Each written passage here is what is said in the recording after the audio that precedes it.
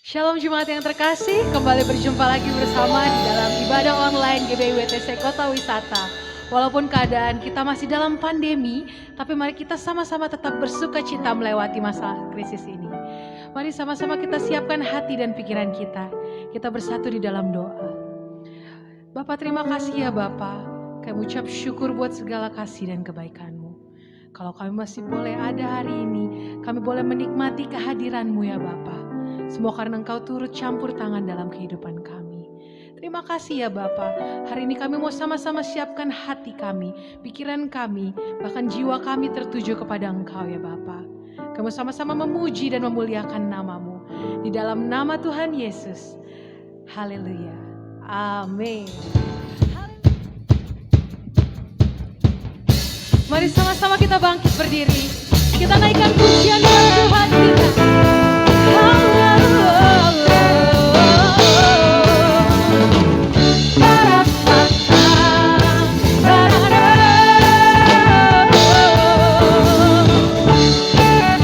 Sebab bersamamu kami dapat lewati semuanya.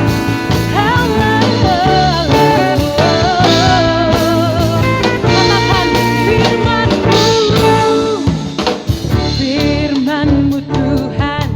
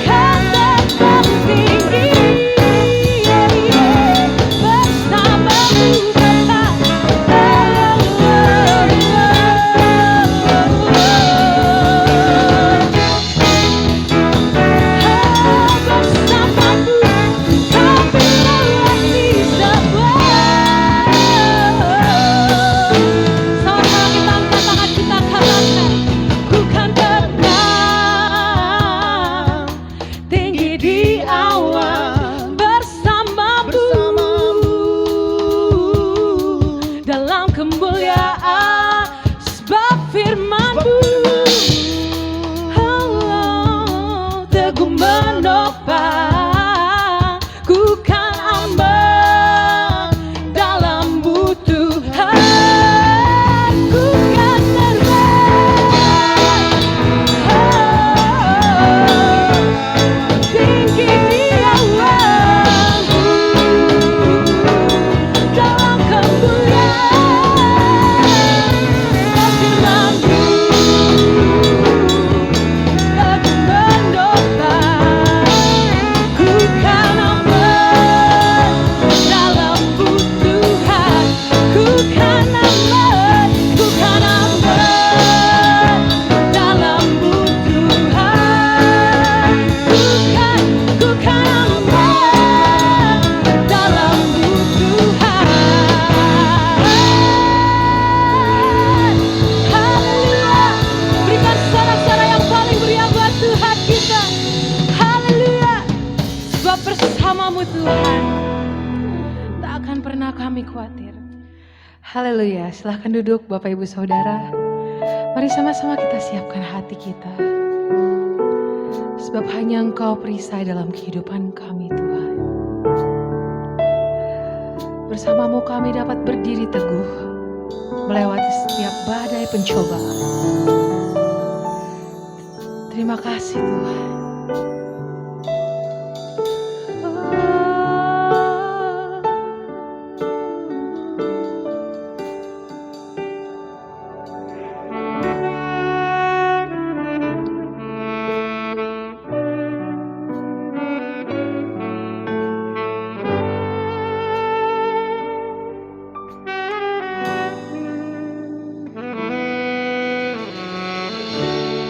Engkaulah perisaiku saat badai hidup menerpaku. Firman-Mu di dalamku, pulihkan jiwaku.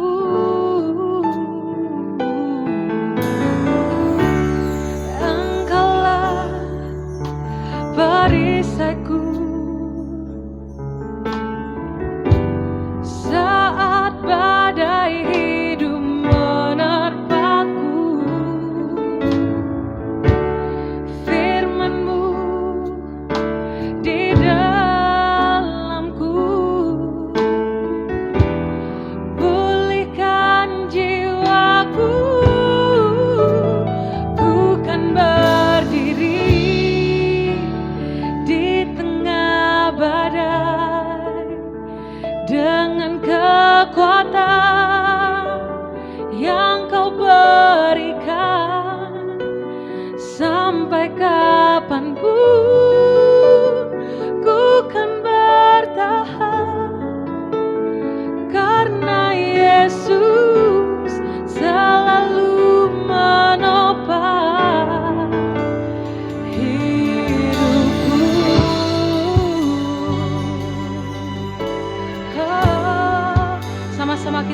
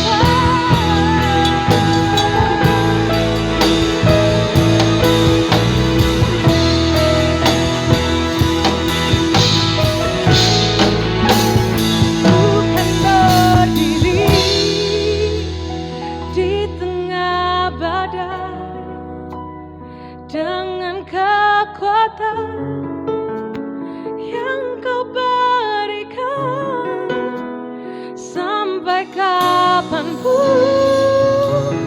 ku kan bertahan karena Yesus selalu menopang. Oh, karena Yesus selalu menopang. Karena Yesus selalu menopang hidupku.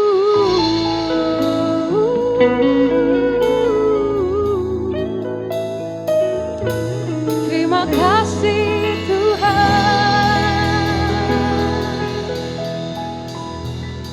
Haleluya, terima kasih Bapa. Bersyukur buat segala kebaikan-Mu, buat segala yang boleh kami nikmati. Semuanya hanya dari-Mu ya Bapa. Sekarang kami siap untuk mendengarkan firman-Mu. Siap untuk menjadi pelaku firman-Mu ya Bapa. Di dalam nama Tuhan Yesus. Haleluya. Amin. Bapa, curahkan hikmat yang dari-Mu buat setiap kami Tuhan. Supaya kami semua bisa mengerti apa yang ingin Kau sampaikan buat kami. Buka hati setiap kami Tuhan. Dan juga Tuhan, Engkau ambil alih apa yang hamba-Mu sudah persiapkan Tuhan. Karena tanpa campur tangan-Mu, hamba-Mu tidak bisa apa-apa Tuhan. Hamba-Mu mengandalkan-Mu Tuhan untuk menyampaikan pesan-Mu ini Bapa. Terima kasih Tuhan. Di dalam nama Tuhan Yesus, mari kita semua katakan amin. Shalom. Apa kabarnya semua? Luar biasa baik atau luar biasa enggak enak? Bapak Ibu, bagaimana keadaannya sekarang? Masih sebetulnya kalau kita mau jujur mungkin kita berkata masih belum baik ya. Masih belum baik, masih pandemi. Tetapi ada satu hal positif begini.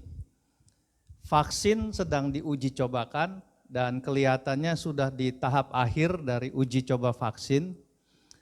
Katanya sih kalau dengar-dengar bulan November, bulan depan, vaksin sudah mulai diinjeksikan kepada manusia, kepada orang-orang yang ada di Indonesia. Tetapi tahap awal, tahap pertama kelihatannya yang akan diberikan vaksin tersebut adalah petugas-petugas tenaga kesehatan. Jadi kalau kita mungkin gilirannya tahun depan, kuartal pertama tahun ke depan, mungkin sampai kuartal kedua, kuartal ketiga tahun depan baru kita dapat gilirannya. Tetapi kita tetap harus positif, nggak usah takut, nggak usah khawatir, walaupun ini sedang krisis karena efek dari pandemi ini, krisis keuangan, betul? Kita semuanya mengalami keadaannya nggak enak karena krisis finansial.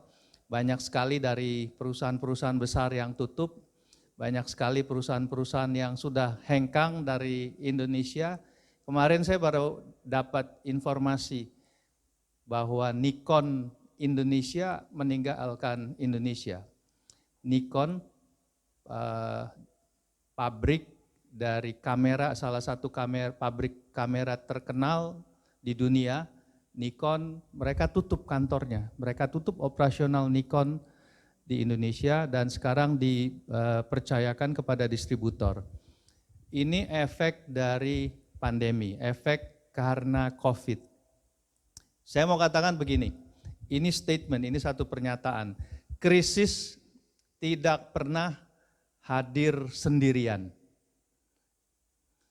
Krisis selalu mempunyai dimensi atau sisi yang lain yang membuka jalan dan kesempatan bagi kita untuk membangun diri dan meraih sukses.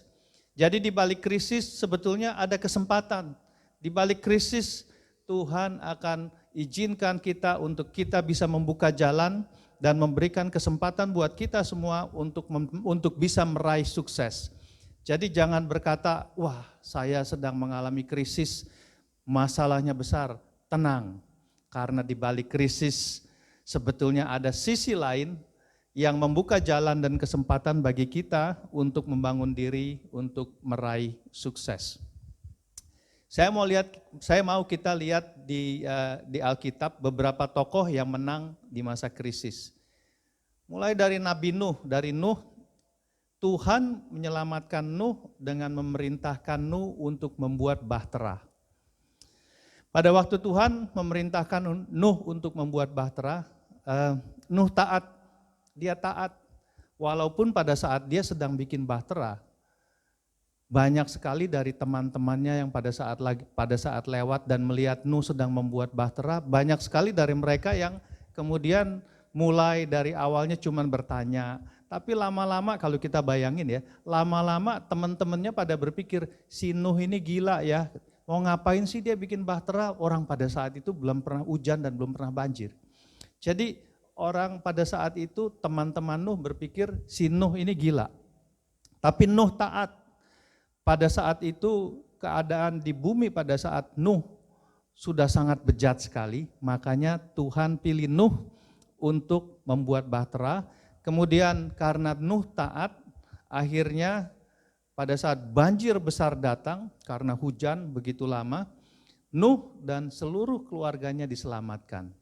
Kan pada saat dia harus membuat bahtera itu sebetulnya kan krisis yang dia harus alami karena dia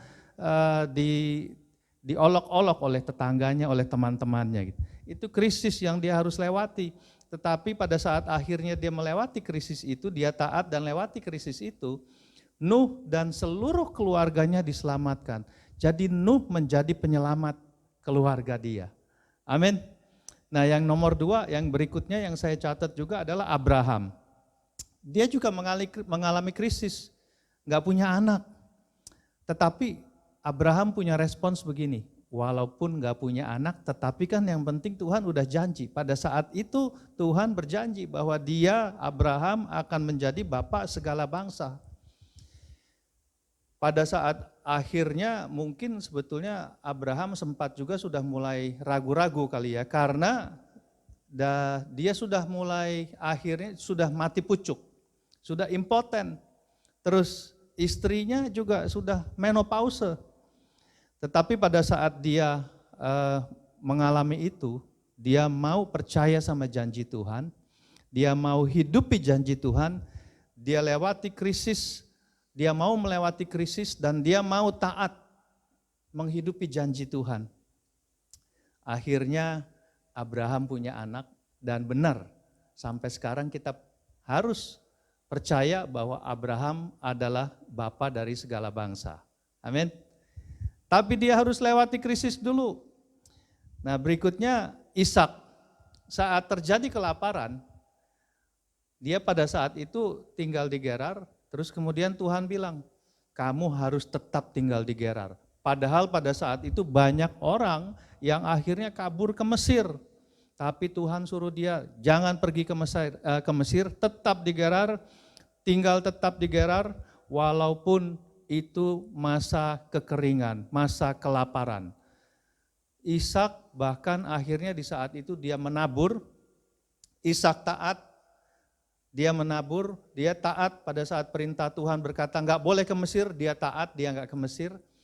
Tetapi akhirnya malah bukannya cuman itu, dia menabur di saat kelaparan, di saat musim kekeringan itu dia nabur dan akhirnya dia menjadi kaya. Bahkan kian lama kian kaya sehingga ia menjadi sangat kaya.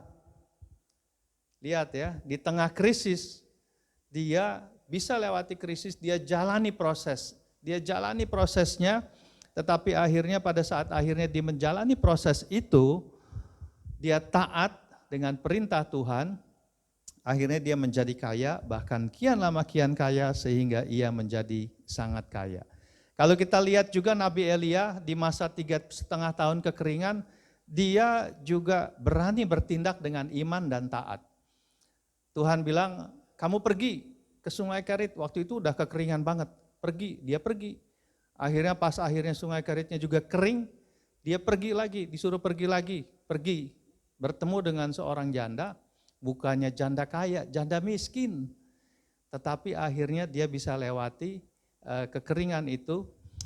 Di sini kita juga melihat bukti bahwa Elia adalah seorang yang akhirnya melewati krisis karena dia bertindak dengan iman dan taat. Nah, yang saya mau bahas ini adalah Yusuf.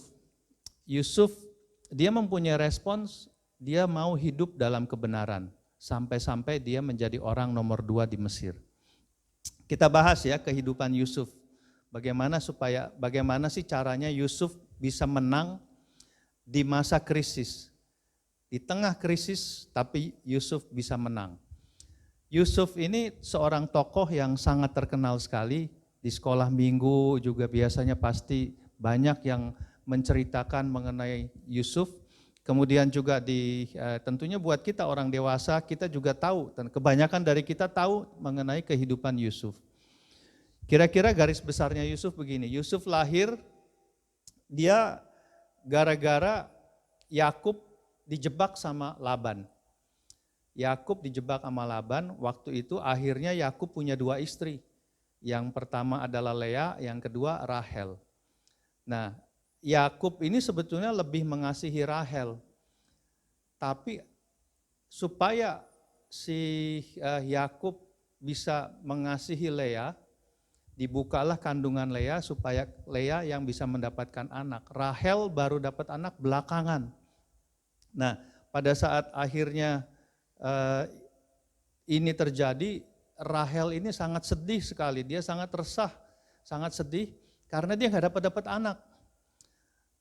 Setelah sekian lama, akhirnya Allah mengabulkan doa Rahel dan memberikannya seorang anak, diberi namalah Yusuf. Yusuf ini anak ke-12 dari Yakub. Yakub dapat anak dari yang pertama dari Lea, kemudian dari Zilpa, kemudian dari Bilha, dan yang terakhir dari Rahel. Di Kejadian 37 ayat 3, ini mulai nih krisis yang dialami oleh Yusuf. Di Kejadian 37 ayat 3, Israel atau Yakub dalam hal ini lebih mengasihi Yusuf dari semua anaknya yang lain, sebab Yusuf itulah anaknya yang lahir pada masa tuanya dan ia menyuruh membuat jubah yang maha indah bagi dia. Ayat yang keempat, setelah dilihat oleh saudara-saudaranya bahwa ayahnya lebih mengasihi Yusuf dari semua saudaranya, maka bencilah mereka itu kepadanya dan tidak mau menyapanya dengan ramah. Nah, ini mulai masalah Yusuf hadapi. Gara-gara ayahnya Yakub lebih mengasihi Yusuf, saudara-saudaranya yang lain pada benci dan nggak mau menyapa lagi dengan ramah gitu. Nah, Yusuf ini menjadi anak yang paling dikasihi oleh Yakub. Tapi gara-gara ini jadi membuat saudara-saudaranya membenci Yusuf. Nah, terus kemudian sesudah itu ada satu saat Yusuf bermimpi. Terus gara-gara mimpinya ini, saudara-saudaranya makin benci sama dia. Di kitab Kejadian 37 ayat 5, pada suatu kali bermimpilah Yusuf, lalu mimpinya itu diceritakannya kepada saudara-saudaranya, sebab itulah mereka lebih benci lagi kepadanya. Saudara-saudaranya lebih benci lagi. Kenapa sih? Rupanya waktu dia cerita mimpinya begini. Tampak di ayat yang Kejadian 37 ayat 7, tampak kita sedang di ladang mengikat berkas-berkas gandum, lalu bangkitlah berkasku dan tegak berdiri, kemudian datanglah berkas-berkas kamu sekalian mengelilingi dan sujud menyembah kepada berkasku itu. Ayat yang ke-8, lalu saudara-saudaranya berkata kepadanya, apakah engkau ingin menjadi raja atas kami? Saudara-saudaranya bilang sama Yusuf, apakah engkau ingin menjadi raja atas kami? Apakah engkau ingin berkuasa atas kami? Jadi makin bencilah mereka kepadanya karena mimpinya dan karena perkataannya itu. Mimpi yang pertama. Sesudah mimpi yang pertama gak lama dia mimpi lagi, mimpi yang kedua.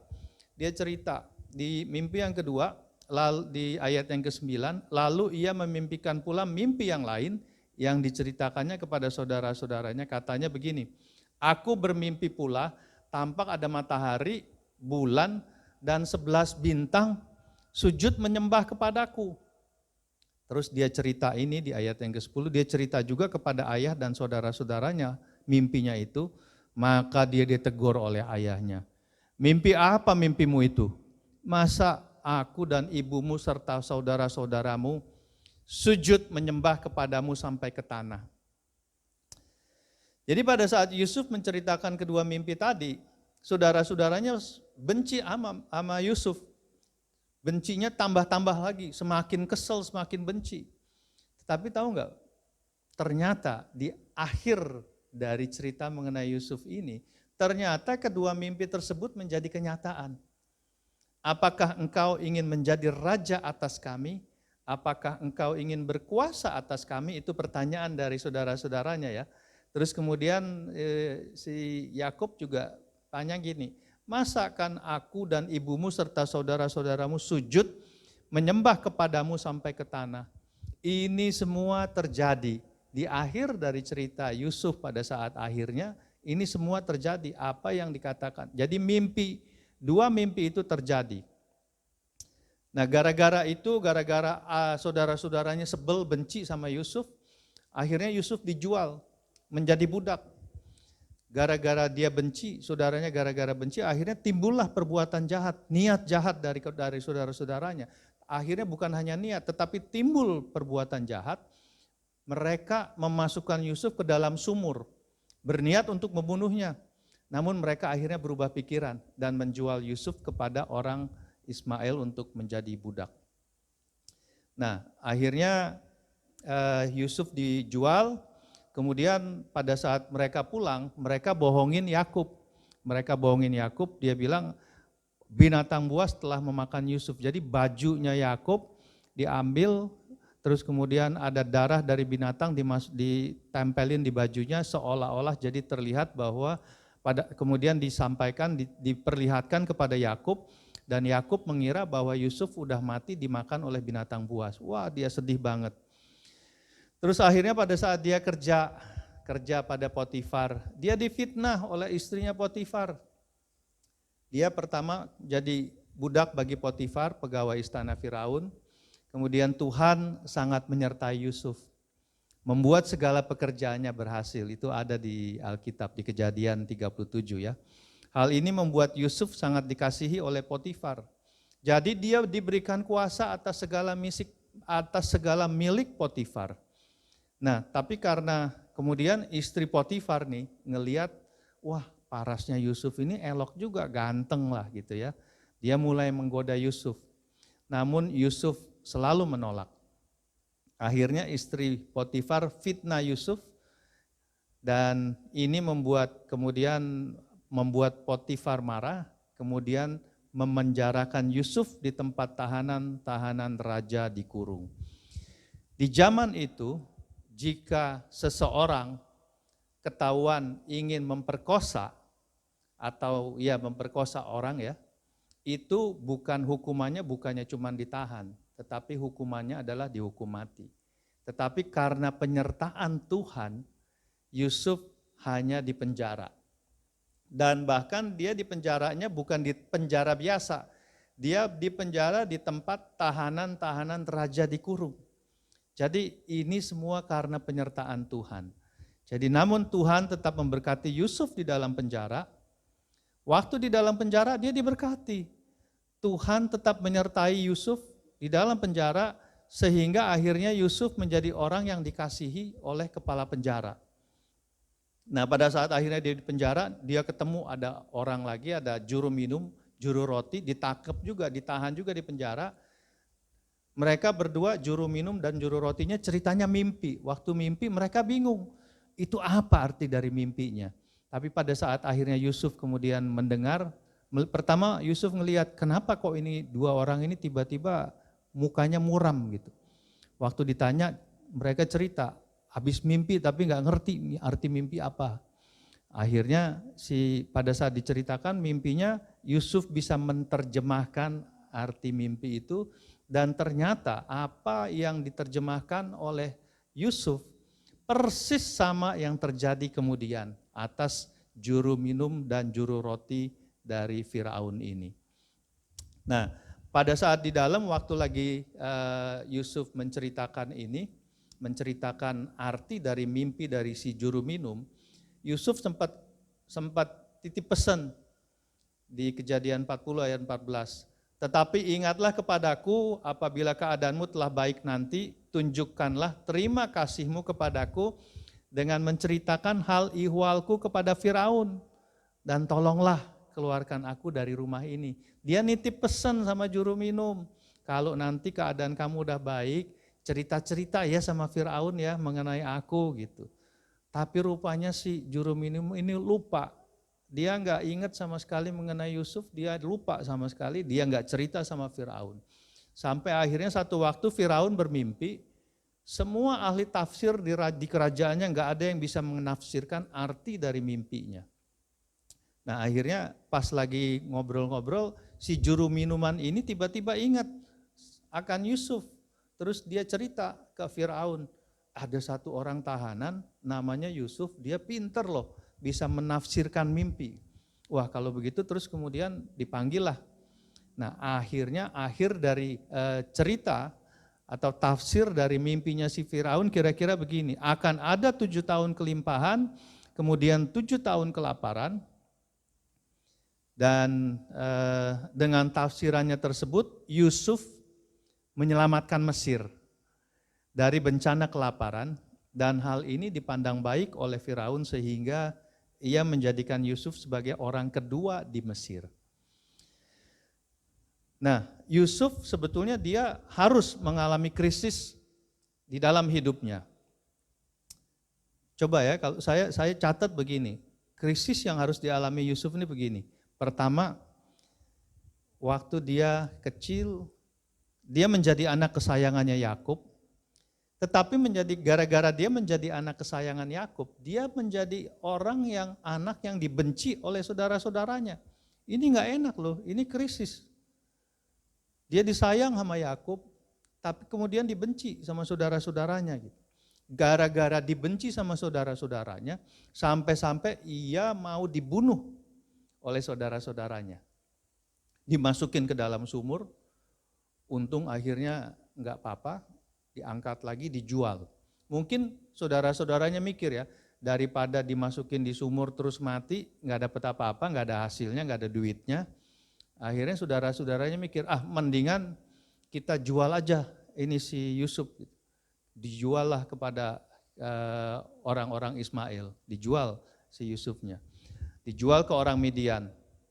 Pada saat setelah dijual ke orang Midian, dibawa, kemudian krisis berikutnya yang Yusuf harus lewati, harus alami adalah pada saat dia akhirnya dijual ke Potifar, dia dijual ke Potifar untuk dijadikan budak. Pada saat dia mulai bekerja sebagai seorang budak di Potifar. Kemudian istri dari Potifar melihat betapa elok si Yusuf ini, ganteng Yusuf ini. Nah, diganggulah sama si tante Potifar. Diganggu untuk supaya dia maulah dengan si berselingkuh dengan si istrinya Potifar ini. Pada saat diganggu, dia tetap nggak mau, dia tetap mempertahankan, dia nggak mau. Akhirnya si istri Potifar ini kesel, dia fitnah, difitnahlah Yusuf seolah-olah bahwa dia mau diperkosa. Gitu. Akibat dari fitnah itu, dia harus mengalami krisis yang berikutnya, yaitu dia dipenjara. Dia harus dipenjara, masuk penjara.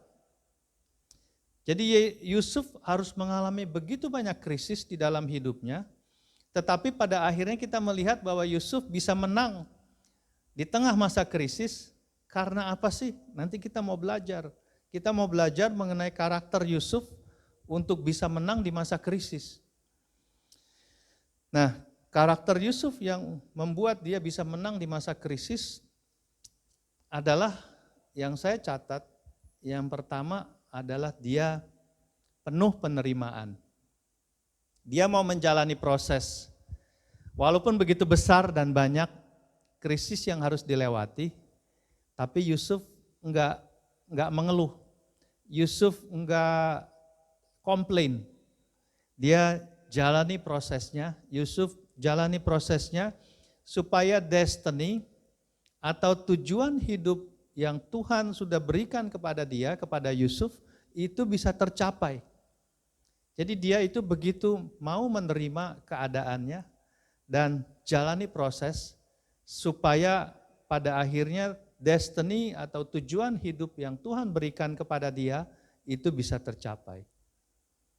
Nah, yang kedua yang saya lihat bahwa karakter yang membuat Yusuf bisa menang di tengah masa krisis adalah karena dia sosok yang takut akan Tuhan.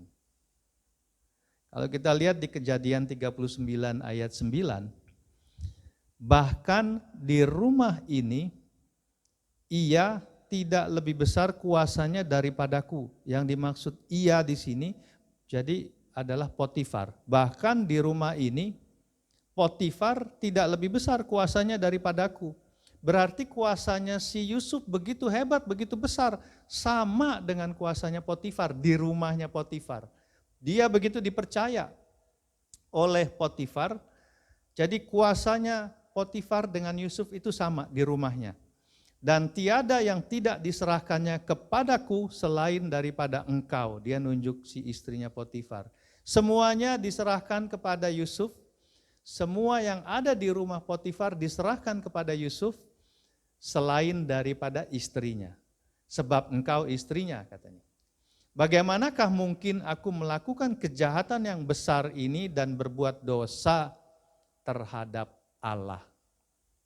Meski istri Potifar menggoda Yusuf, Yusuf mengertinya gini, bahwa ia berdosa jika ia mengingini menuruti keinginan istri Potifar. Ia berdosa, makanya dia katakan begini, bagaimana mungkin aku melakukan kejahatan yang besar ini dan berbuat dosa terhadap Allah.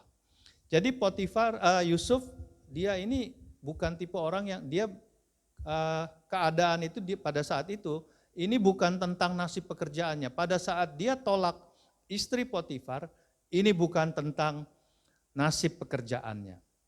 Bukan juga tentang apa yang dipikirkan Potifar.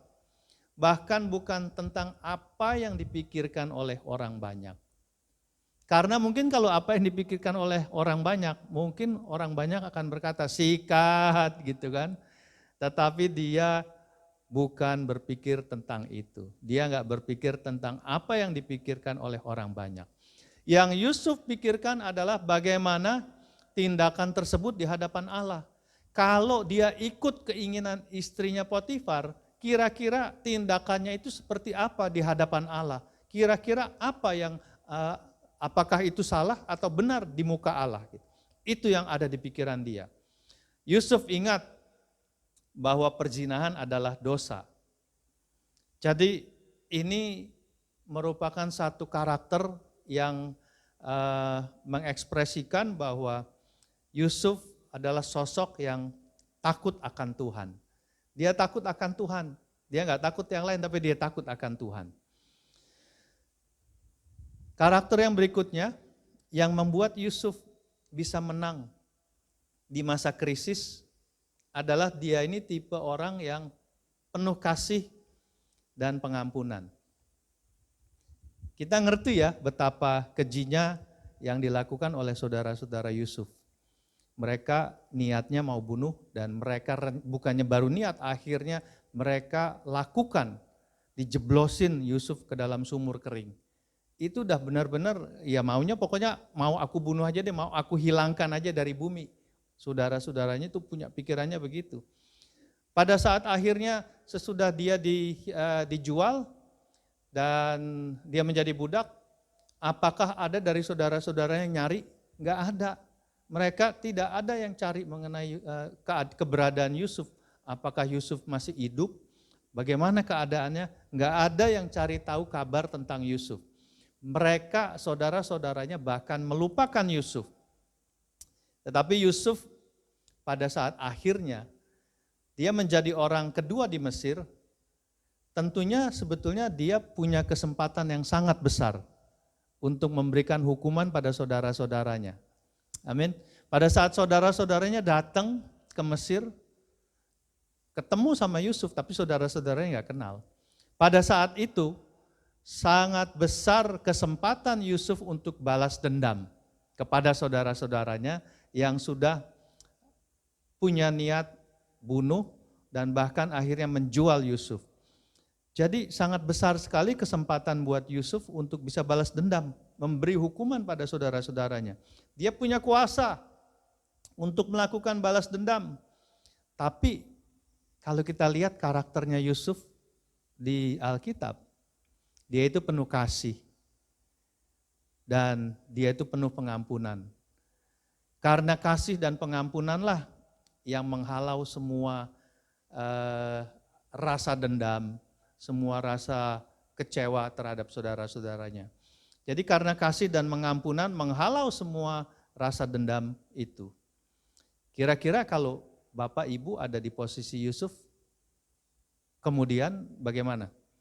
Pada saat Yusuf sudah menjadi orang kedua di Mesir, kemudian saudara-saudaranya datang, kalau kira-kira itu Bapak Ibu di posisi Yusuf, kira-kira bagaimana?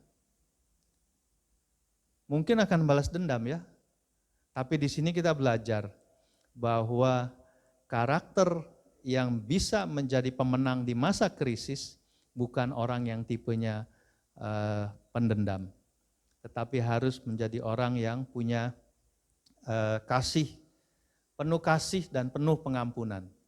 Itulah orang yang bisa menang di masa krisis. Amin. Nah, dia mengampuni mereka dan mengerti. Dia enggak dendam, Yusuf enggak dendam. Tapi Yusuf mengampuni mereka dan mengerti bahwa segala yang terjadi di dalam hidupnya adalah rancangan Allah. Apa yang terjadi di dalam hidup Yusuf, itu semua menurut Yusuf rancangan Allah. Jadi ia memiliki iman, betul-betul iman yang sesuai dengan ayat Alkitab tentang kepercayaan. Semua yang terjadi adalah rancangan Allah.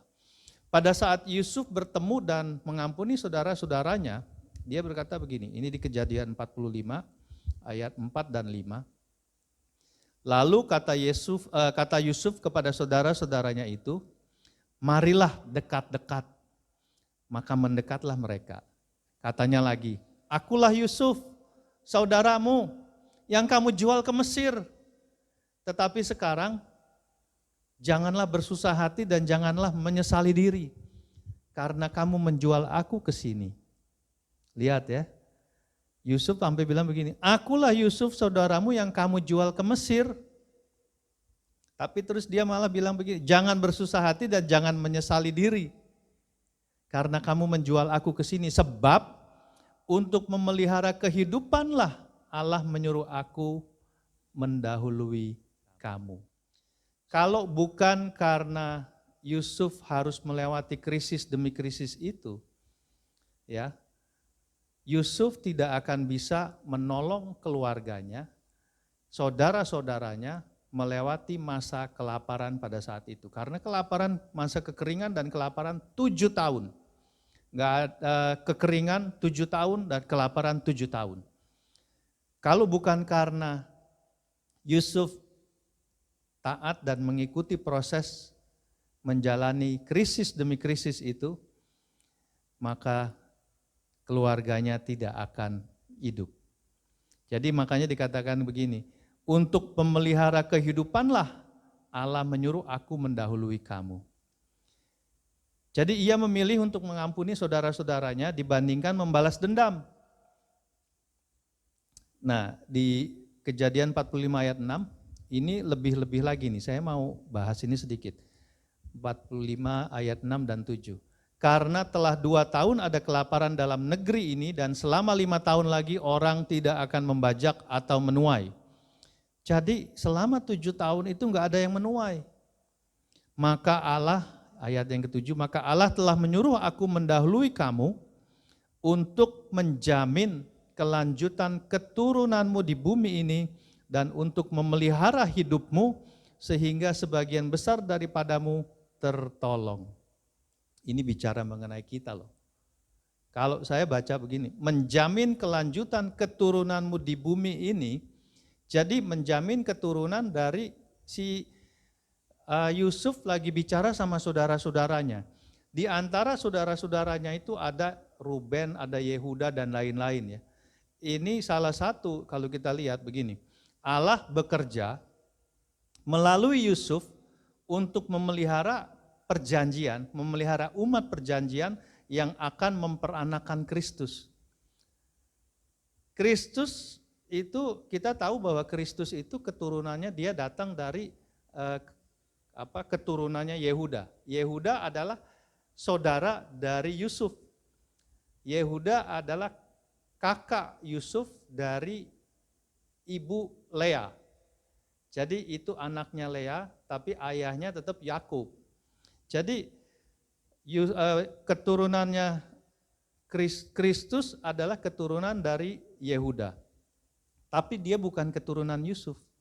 Tetapi Allah bekerja melalui Yusuf untuk bisa memelihara umat perjanjian yang akan memperanakan Kristus.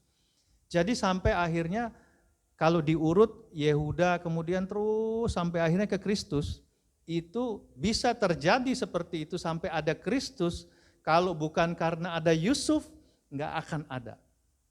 Jadi Allah bekerja melalui Yusuf untuk memelihara, makanya dikatakan di Kejadian 45 ayat 7, maka Allah telah menyuruh aku mendahului kamu untuk menjamin kelanjutan keturunanmu di bumi ini. Dicatat, dikasih garis bawah, menjamin kelanjutan keturunanmu di bumi ini dan untuk memelihara hidupmu sehingga sebagian besar daripadamu tertolong. Gara-gara Yusuf kita tertolong, karena gara-gara Yusuf kemudian keluarganya semuanya bisa bebas keluar dari kelaparan, termasuk Yehuda, semuanya bisa keluar dari kelaparan, akhirnya kemudian keturunan-keturunan ke bawahnya sampai ada Kristus. Jadi kita harus berterima kasih kepada Yusuf, karena kalau bukan karena Yusuf, nggak ada kita nih, nggak ada ceritanya kita diselamatkan. Amin. Oke, jadi Yusuf adalah sosok yang mempunyai karakter penuh kasih dan pengampunan, sehingga dia bisa menang di dalam masa krisis. Dan dia menang benar-benar sebagai hero, sebagai pemenang. Yang keempat, dia tipe orang yang punya integritas. Untuk seorang Yusuf bisa menang di masa krisis pada saat itu, dia seseorang yang punya integritas. Dia bertanggung jawab, dia pekerja keras. Saya jadiin satu aja nih, satu poin ini tapi saya jadikan satu. Punya integritas, bertanggung jawab, dan pekerja keras. Kan kalau kita lihat dia dari hanya seorang budak di rumah Potifar, Yusuf kemudian menjadi kepala rumah tangga. Dari hanya seorang tahanan, kemudian Yusuf menjadi kepala penjara, bahkan kemudian lebih lanjut lagi, dia menjadi orang kedua di Mesir. Di Kejadian 39 ayat 21, tetapi Tuhan menyertai Yusuf dan melimpahkan kasih setianya kepadanya dan membuat Yusuf kesayangan bagi kepala penjara itu. Kejadian 39 ayat 23, dan kepala penjara tidak mencampuri segala yang dipercayakannya kepada Yusuf karena Tuhan menyertai dia. Tuhan menyertai Yusuf dan apa yang dikerjakannya dibuat Tuhan berhasil. Saya selalu juga berdoa kalau tiap hari, Tuhan saya minta Tuhan menyertai segala aktivitas hamba-Mu ini. Supaya apa yang hamba-Mu kerjakan, lakukan hari ini, Tuhan buat berhasil. Karena kalau Tuhan menyertai, pasti apa yang dikerjakannya dibuat Tuhan berhasil. Amin. Nah, Tuhan terus menyertai Yusuf dan membuat segala pekerjaannya berhasil. Namun satu hal yang kita perlu ketahui bahwa dia nggak mungkin berhasil kalau Yusuf nggak bekerja dengan baik. Dia pasti bekerja dengan baik. Amin. Tentunya pada saat Tuhan menyertai, ya harus beriringan dengan usaha Yusuf untuk memberikan yang terbaik di dalam pekerjaannya. Nah, ini menunjukkan bahwa karakter Yusuf yang bertanggung jawab di dalam tugasnya. Saya mau bahas mengenai tadi ya, Kejadian 39 ayat 23. Dan kepala penjara tidak mencampuri segala yang dipercayakannya kepada Yusuf karena Tuhan menyertai dia dan apa yang dikerjakannya dibuat Tuhan berhasil. Tuhan boleh menyertai, tetapi kalau kita tidak mengerjakan apa-apa maka tidak akan ada apa-apa yang bisa berhasil. Makanya dikatakan di sini karena Tuhan menyertai dia dan apa yang dikerjakannya dibuat berhasil. Kita harus bekerja. Di masa krisis ini untuk kita bisa menang, kita harus bekerja. Ya, kita harus bekerja. Tuhan akan menyertai kita. Pada saat Tuhan menyertai dan kita bekerja, maka Tuhan akan buat berhasil apapun yang kita kerjakan. Katakan amin. Yang berikutnya, yaitu rendah hati. Pada saat Firaun panggil Yusuf, kemudian Firaun minta Yusuf untuk coba aku mimpi, tolong tafsirkan dong, terjemahkan arti dari mimpiku ini apa. Si Firaun ini begitu kayak menyanjung Yusuf ya, tetapi di Kejadian 41 ayat 16 Yusuf berkata begini, Yusuf menyaut Firaun, dikatakan begini, bukan sekali-kali aku, jadi bukannya aku, melainkan Allah juga yang akan memberitakan kesejahteraan kepada tuanku Firaun. Pekerjaan Yusuf selalu dianggap baik. Ia dipercayakan segala sesuatu. Mulai dari di Potifar, dia dipercayakan segala sesuatu. Bahkan untuk akhirnya menafsirkan mimpi Firaun. Tapi ini tidak membuat Yusuf menjadi sombong.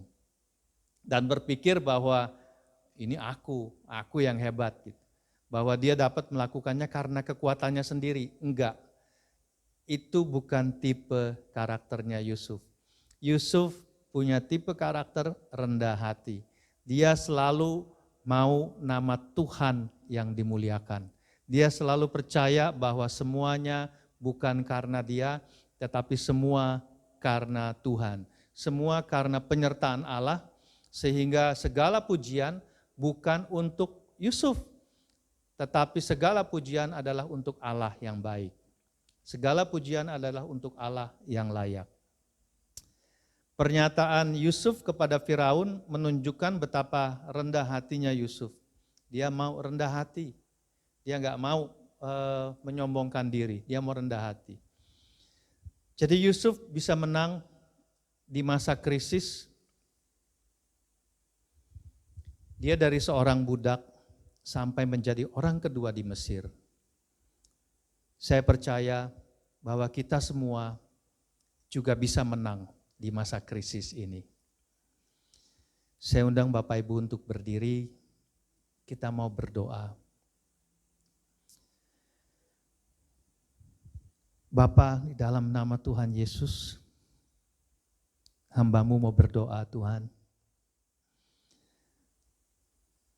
Walaupun Tuhan kami tahu bahwa keadaan saat ini, di masa pandemi ini Tuhan, secara keuangan, secara finansial tidak baik Tuhan. Kami juga tahu Tuhan bahwa resesi sedang terjadi secara global. Tetapi kami mau berdoa, meminta kepadamu Tuhan, bahwa kami, semua anak-anak-Mu, tidak ada yang mengalami resesi. Karena Engkau Allah yang akan berjalan di depan kami. Engkau Allah yang akan membuka pintu-pintu yang tertutup. Engkau Allah yang akan membuat kami bisa melewati masalah-masalah di dalam krisis ini Tuhan. Tuhan, kami sudah belajar mengenai Yusuf. Kami sudah belajar mengenai karakter Yusuf yang bisa menang melewati masa krisis. Kami belajar Tuhan dan kami mau Tuhan apa yang menjadi karakter Yusuf juga menjadi karakter dari anak-anak-Mu yang ada di tempat ini Tuhan. Tuhan, Ajarkan Tuhan, ajarkan anakmu, ajarkan anak-anakmu ini Tuhan penuh penerimaan, menjalani proses, walaupun mungkin sedang mengalami krisis. Tetapi biar setiap anak-anakmu ini Tuhan, bisa menjalani proses, melewati proses, menerima keadaan krisis ini Tuhan. Tuhan jadikan juga anak-anakmu takut akan Tuhan. Karena dengan takut akan Tuhanlah, anak-anakmu akan bisa lewat menghadapi krisis ini Tuhan. Jadikan juga Tuhan, anak-anakmu Tuhan penuh dengan kasih sayang dan pengampunan seperti yang sudah diajarkan oleh Yusuf. Dia seorang sosok yang penuh kasih, penuh pengampunan. Kami berdoa Tuhan, hamba-Mu berdoa buat anak-anak-Mu yang ada di tempat ini Tuhan. Setiap anak-anak-Mu yang ada di tempat ini juga penuh kasih dan penuh pengampunan Tuhan. Tuhan, di tengah-tengah masa krisis ini Tuhan, kami juga berdoa agar supaya setiap anak-anak-Mu ini semua punya integritas Tuhan. Punya integritas yang tinggi, bertanggung jawab, menjadi pekerja yang keras Tuhan. Karena itu kunci juga Tuhan, kunci untuk kami, untuk anak-anak-Mu bisa berhasil melewati masa krisis Tuhan. Ajarkan juga Tuhan anak-anak-Mu untuk rendah hati. Semua karena Yesus, semua karena Engkau Tuhan. Kami mau belajar terus mengandalkan Engkau Tuhan. Karena pada saat kami mengandalkan Engkau Tuhan, maka kami akan selalu diberkati. Terima kasih Tuhan. Tuhan, kami belajar Tuhan, bahwa di balik krisis ada dimensi, ada sisi lain yang akan membuka jalan buat kami, yang akan memberikan buat kami kesempatan untuk kami bisa membangun diri kami dan menjadi pribadi-pribadi yang sukses Tuhan. Terima kasih Bapa, terima kasih Tuhan. Biar anak-anak-Mu yang sudah mendengarkan pesan firman-Mu ini Tuhan, mereka berhasil untuk melewati krisis dan menjadi pemenang di masa-masa krisis ini Tuhan. Seperti Yusuf yang menjadi pemenang dari mulai hanya sebagai budak, kemudian dia menjadi orang kedua di Mesir. Demikianlah anak-anak-Mu juga akan lewati krisis dan menjadi orang-orang yang pemenang di masa krisis ini Tuhan. Terima kasih Bapak. Di dalam nama Tuhan Yesus, mari kita semua yang sudah diberkati, katakan amin. Shalom jemaat terkasih, kini saatnya kita akan perjamuan kudus. Siapkan hati saudara, roti dan anggur, dan saat ini kita mau nyanyikan sebuah lagu terlebih dahulu ya. Biar kekuatan Tuhan terus mengalir dalam hidup kita di masa-masa yang sulit. Di hari-hari ini kita perlu kekuatan yang ekstra dari Tuhan. Mari kita nyanyikan lagu ini sebagai lagu doa kita. Kekuatan di hidupku ku dapat dalam Yesus. Amin. Dia tak pernah tinggalkanku, setia menopangku. Terima kasih Tuhan. Sering berharap pada Yesus. Katakan ajaib Kau Tuhan, ajaib Kau Tuhan, penuh kuasa, sanggup pulihkan keadaanku dalam tangan-Mu. Seluruh hidupku tak akan goyah selamanya. Amen, amen. Thank you Jesus. Angkat roti dan anggur di tangan kanan saudara dan ikuti doa saya. Bapa Surgawi, karena begitu besar kasih-Mu kepadamu, sehingga Engkau telah mengaruniakan Putra Tunggal-Mu Yesus Kristus, disalibkan untuk menebus dosaku. Sekarang saya mau bersekutu dengan tubuh dan darah untuk mengingat kematian-Mu bagiku Yesus, untuk memberitakan kematian Yesus sampai Yesus datang lagi, dan untuk meneguhkan persekutuanku dengan tubuh Kristus. Jemaat Tuhan, mari masing-masing kita bersyukur. Katakan terima kasih Yesus. Tubuh-Mu yang Kau pecah-pecahkan bagiku. Terima kasih Tuhan. Buat darah-Mu yang Kau curahkan bagiku. Yes Lord. Penebusan-Mu sempurna bagiku. Yes, aku bebas di dalam Kau Yesus. Aku merdeka.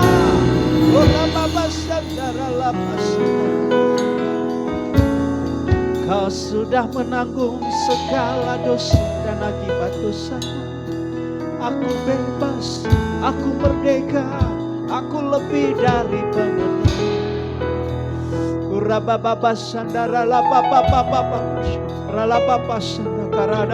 Terima kasih Yesus.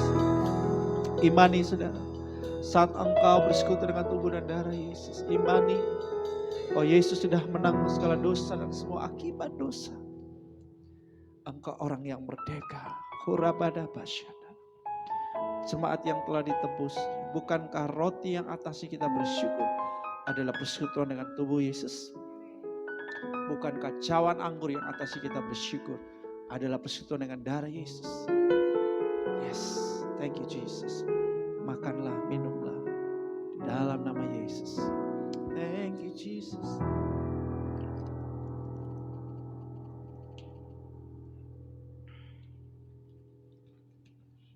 Terima kasih Tuhan. Haleluya. Kurabada basyikara bapa basyik. Kuria mana basyikara lama. Korabasandakara. Yes Lord. Kami perlu kekuatan Tuhan melewati hari-hari ini, masa-masa ini.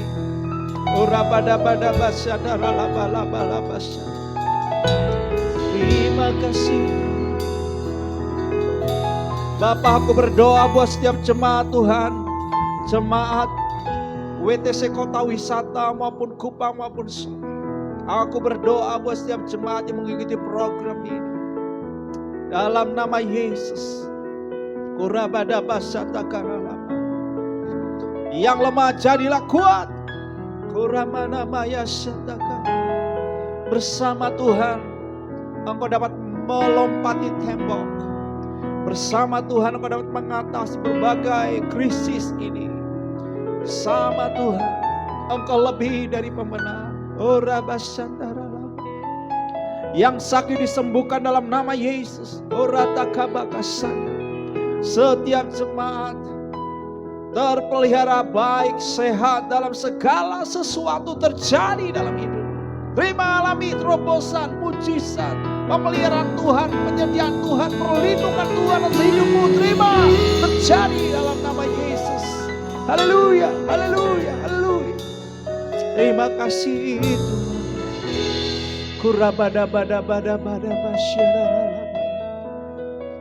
Roh yang ada pada kami lebih besar daripada roh yang ada dalam dunia ini. Sehingga kami bukan hanya sekedar pemenang, tapi lebih dari pemenang. Haleluya. Terima kasih Yesus, terima kasih buat firman-Mu yang luar biasa. Terpujilah nama-Mu. Yes Lord. Setiap pemenang bahkan lebih dari pemenang, katakan amin. Haleluya. Baik jemaat yang terkasih, mutiara-mutiara Yesus yang sejati, saatnya kita akan memberikan terbaik untuk kemuliaan nama Tuhan. Mulai persembahan kita, mari kita persiapkan amplop kita masing-masing dan kita akan sama-sama deklarasikan dari hitungan yang ketiga. 1, 2, 3. Pada saat kami membawa persembahan, kami percaya pintu surga terbuka dan berkat Tuhan dicurahkan. Saya menerima usaha, pekerjaan, karir, sekolah, dan kuliah yang lebih baik. Keuntungan, penghasilan, bonus, dan aset dilipat gandakan. Semua transaksi dibuat berhasil. Pelanggan lama dan baru Tuhan datangkan. Semua pembayaran dapat dilunasi. Memiliki rumah di bumi dan di surga. Menerima hadiah, kejutan, dan penghargaan. Diberikan jodoh bagi yang belum punya pasangan. Diberikan anak bagi yang belum punya keturunan. Kami memiliki keluarga yang harmonis.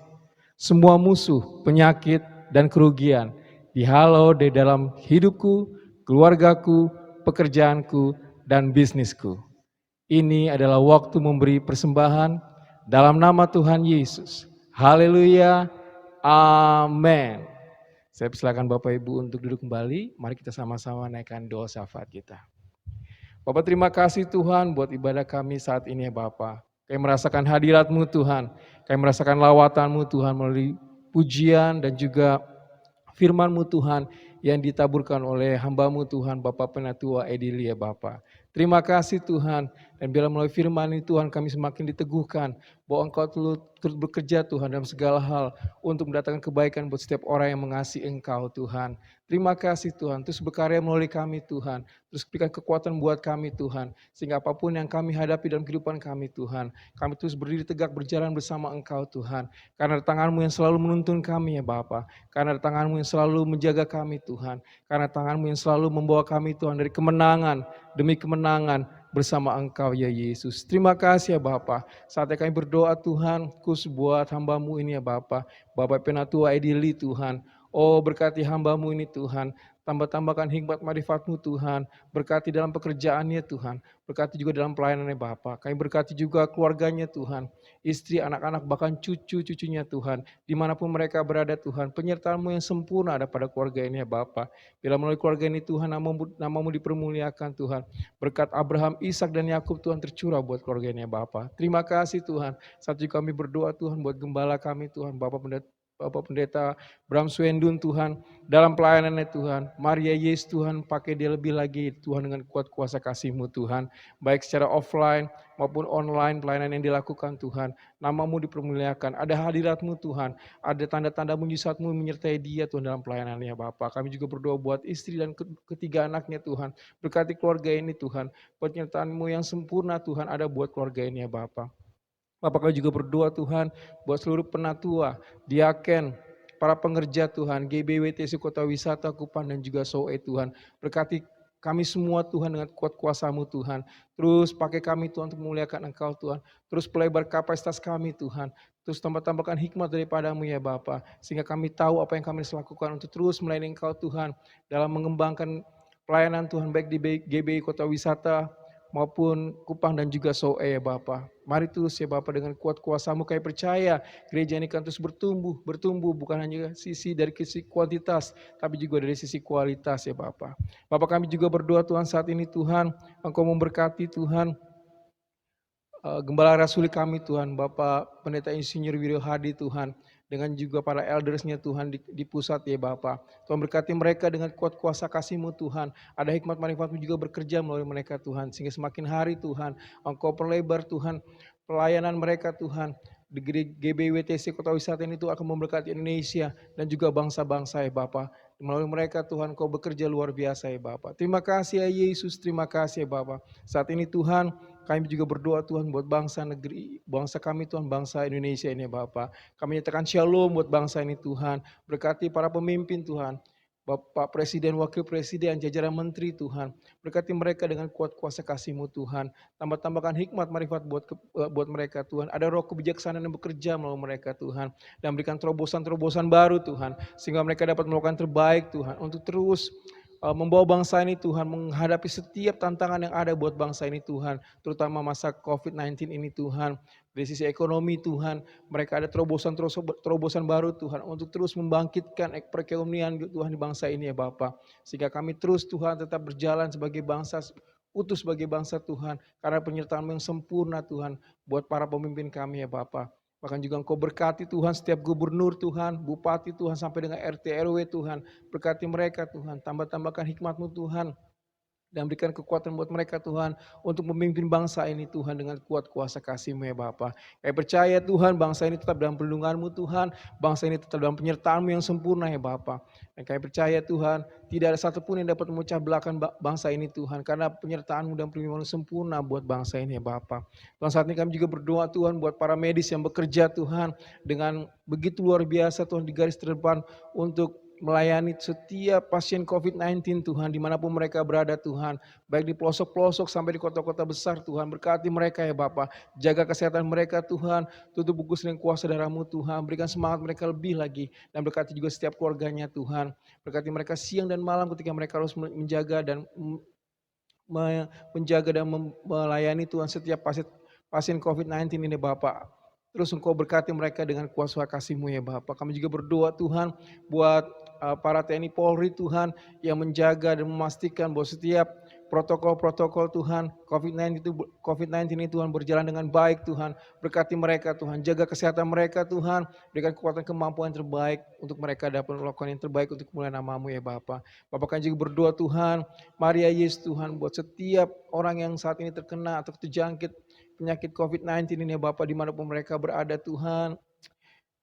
Kuat kuasa penyembuhan-Mu Tuhan ada buat mereka Tuhan. Engkau yang memulihkan, Engkau akan menyembuhkan mereka dengan kuasa darah-Mu ya Bapa. Di dalam nama Tuhan Yesus kami akan melihat terus perkembangan demi perkembangan Tuhan. Dan kami percaya Tuhan tidak lama lagi ya Bapa, Engkau akan berikan vaksin itu Tuhan buat kami ya Bapa. Sehingga semuanya Tuhan kami boleh hadapi dengan kuat kuasa kasih-Mu, karena Engkau memberkati setiap vaksin sekarang sedang ada dalam proses untuk pembuatannya ya Bapa. Dimanapun baik di Indonesia Tuhan maupun negara lainnya ya Bapa. Kami percaya ada pekerjaan-Mu bekerja juga melalui pembuatan vaksin ini Bapa. Terima kasih ya Yesus, terima kasih ya Bapa.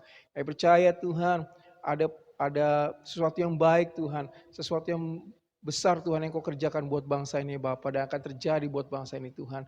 Terima kasih ya Yesus. Kami menyerahkan semuanya Tuhan ke dalam tangan pesan-Mu ya Bapa, dan kami percaya juga Tuhan apa yang telah kami deklarasikan dalam deklarasi persembahan kami tadi Tuhan, terjadi semua di dalam nama Tuhan Yesus.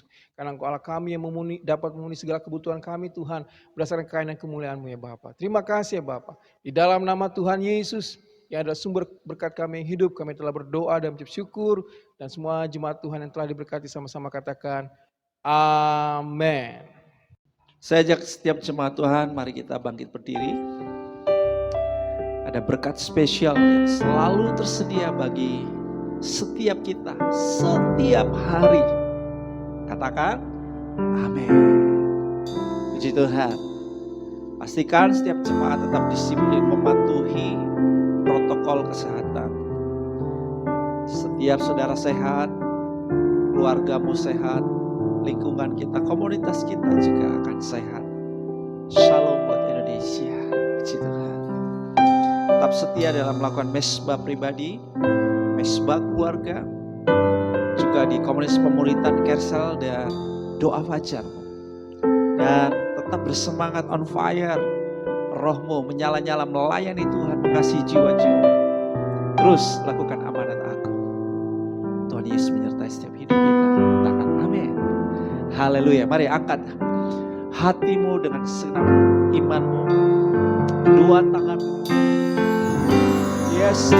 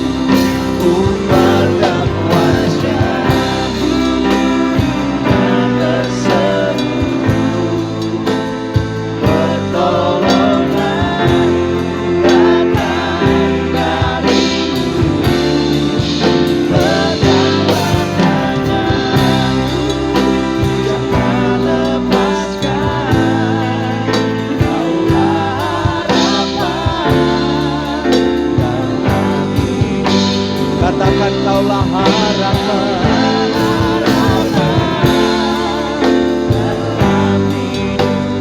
Hanya Engkau harapan kami ya Tuhan.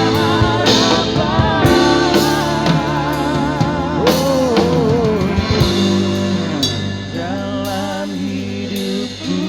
Amin, amin, amin, amin, amin. Harapanku hanya Engkau. Haleluya. Bapa Surgawi menghadapkan wajahnya kepadamu, menyinari Engkau dan melimpahkan Engkau dengan kasih Karunia yang berlimpah-limpah. Katakan amin. Dia memegang tangan kananmu dan membawa dari kemenangan kepada kemenangan, dari iman kepada iman yang semakin sempurna, dari kemuliaan kepada kemuliaan. Yes, Engkau akan terus naik bercahaya, menjadi kepala bukan ekor. Terus berkemenangan, sebab Dia menyertai engkau. Di dalam nama Tuhan Yesus Kristus, katakan amin.